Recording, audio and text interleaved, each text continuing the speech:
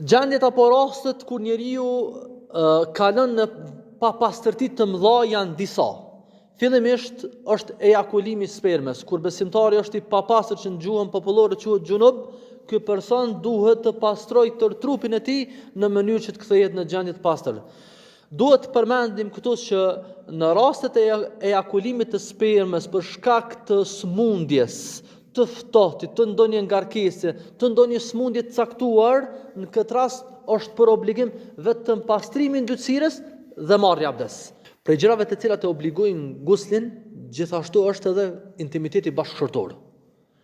Intimiteti bashkëshortor e obligon guslin, është obligim larja për dy çiftet, pavarësisht a ka pas ejakulim apo jo. Dhe kjo është e pakontestuar në mesin e dietarëve islam. Të gjitha nënat motrat të cilat përfundojnë ciklin mujor janë të obliguar që të pastrohen, të marrin gusl.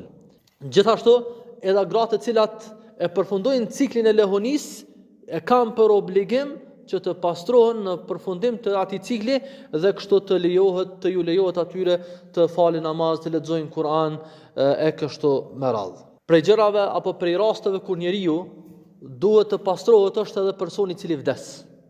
Edhe nëse është pastruar 10 minuta para se me ndrur jetë, në momentin e vdekjes bëhet obligim gusli pastrimi atij personi të vdekur.